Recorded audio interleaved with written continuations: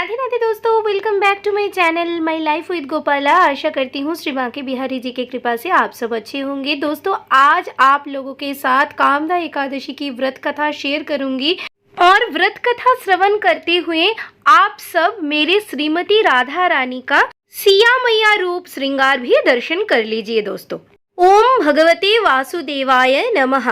भगवान श्री कृष्ण ने स्वयं धर्मराज युधिष्ठिर को कामदा एकादशी के व्रत कथा के महात्व वर्णन किया था। मर्यादा पुरुषोत्तम श्री रामचंद्र के जो पूर्वज राजा थे, राजा दिलीप, उन्होंने गुरु वशिष्ठ से श्रवण किया था इस एकादशी का महत्व कथा।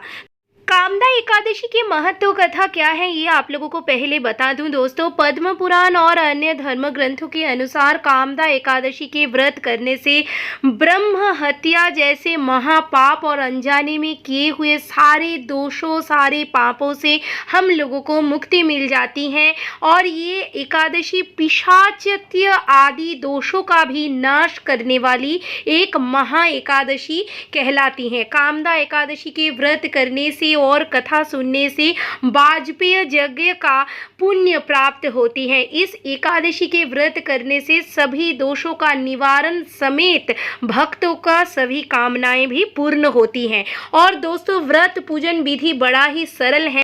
एकादशी के दिन सूर्योदय से पूर्व उठकर स्नान आदि सब कुछ संपन्न करते हुए एक पीले वस्त्र खंड में अपने आप को भी सज्जित कर लीजिए। ना हो सके धुले हुए परिच्छन्न वस्त्र खंड से अपने आप को सज्जित करके भगवान विष्णु के नाम जपते हुए ओम नमो भगवते वासुदेवाय मंत्र का उच्चारण करते हुए भगवान विष्णु की, लड्डू गोपाल की, राधा रानी, कृष्ण जी की मूर्ति हो या फिर प्रतिमा हो और तस्वीर भी हो आप लोगों के पास, कोई उसमें दिक्कत नहीं है, तो उनको पंचामृत से स्नान कराएं। फिर उनको चंदन, पीले वस्त्रखंड, जनेऊ, गंध, अक्षत, पुष्प, तिल, धूप, दीप, नैवेद्य और ऋतुफल, गर्मी का मौसम है दोस्तों, आम, खरबूजा, तरबूज, नारियल, ये सब अर्पित करते हुए कपूर और दिए से आरती करिए और पारण के बाद अपने आप का ये व्रत समापन कीजिए दोस्तों। तो कामदा एकादशी का पुण्य फल आप लोगों को जरूर प्राप्त होगी।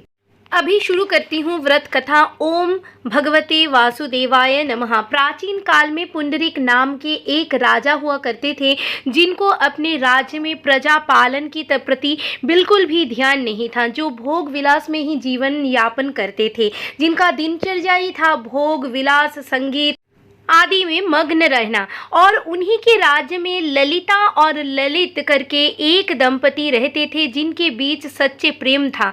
और जो ललित थे वे राजा के दरबार में संगीत सुनाया करते थे। एक दिन ललित संगीत श्रवण करवाते हुए बहुत ही बेचैन हो गए थे और राजा पुंडरीक को संगीत श्रवण करवाते करवाते उनका ध्यान अपनी पत्नी ललिता की ओर चली गई थी। इसी की वजह से उनका स्वर थोड़ा सा बिगड़ गया था और सुर भी बिगड़ गया था। तो राजा पुंडरीक ये सहन नहीं कर पाए थे, क्योंकि राजा पुंडरीक संगीत के बड़े ही आने वाले थे और संगीत के बड़े समझदार भी थे। इसीलिए राजा पुंडरीक को बहुत ही क्रोध आया और क्रोध के आवेश में सुध-बुध खोकर उन्होंने ललित को ये श्राप दिया कि ललित तुरंत पिशाच बन जाएंगे, मांस भक्षणकारी राक्षस बन जाएंगे। तो ललित इस श्राप को भुगतते हुए मांस भक्षणकारी एक राक्षस बन चुके थे और इसकी वजह से ललिता को बहुत ही तकलीफ हो रही थी। ललिता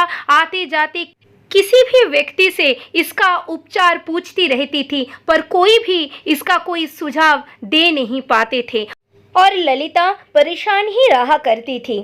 किसी के भी बताए हुए उपाय से ललित को मुक्ति नहीं मिल रही थी।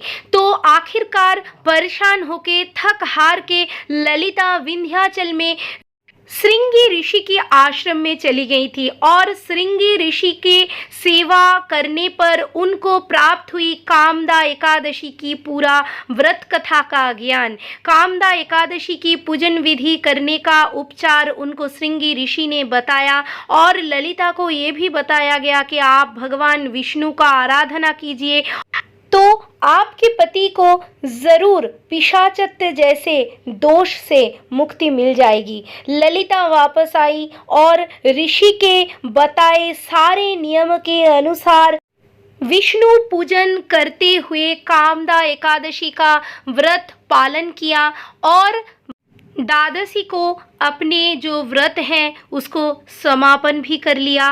पारण तक ललिता अपने व्रत को जारी रखी। पारण के बाद उन्होंने अपना व्रत जैसे ही तोड़ा, ललित को पिशाच योनि से, राक्षस योनि से मुक्त होकर पुनः मनुष्य योनि पर वापस आने का सौभाग्य प्राप्त हुई। श्री हरि के आशीर्वाद समेत दोनों का पुनर्मिलन भी संभव हुआ और बाकी जीवन ललित और ललिता विष्णु के भक्ति आराधना में ही जीवन व्यतीत किए और बाद में दोनों को श्री विष्णु के आशीर्वाद से ही मोक्ष का प्राप्त हो चुकी थी। तो ये रहा कामदा एकादशी का पूर्ण व्रत कथा, जो पौराणिक कथा है मैंने वो सुना दिया है दोस्तों। और आज से फुल बंगला उत्सव का भी प्रारंभ हो रहा है। फुल बंगला उत्सव चलेगा 4 अगस्त 2024 तक। ये 4 महीना हम लोगों को लड्डू गोपाल को फुल बंगले में रखना है, क्योंकि बहुत तेज़ धूप है। मौसम की ये प्रखरता से फुल बंगला, फूलों की जो कोमल बंगला है, फूलों की जो कोमल आड़ है, उसकी आड़ में हमारे लड्डू गोपाल और राधे कृष्ण जी को आराम मिलता रहे, इसीलिए ये फुल बंगला उत्सव भी मनाया जाता है दोस्तों। तो कामदा एकादशी का महत्व तो आप लोगों को मैंने बता ही दिया है। इस एकादशी से घोरतम पाप से भक्तगणों को मुक्ति मिल सकती है इस व्रत पालन करने से, जैसे कि ब्रह्म हत्या, गौ हत्या और पिशाचत्य जैसे महा दोष भी इस व्रत कथा से निवारित हो सकता है दोस्तों। तो आप लोग व्रत कथा के महात्म्य सुनते हुए ये एकादशी का पालन करें और श्री हरि के आशीर्वाद को प्राप्त करें। आज दोस्तों फुल बंगले उत्सव के लिए बहुत ही ज़ोरों शोरों से घर में भी डेकोरेशन चल रहा है, क्योंकि बिहारी जी को भी फुल बंगला लगाना है, लड्डू गोपाल को भी लगाना है। तो हो सके तो मैं और एक वीडियो डाल के आज आप लोगों को फुल बंगला डेकोरेशन का दर्शन भी करवाऊंगी दोस्तों।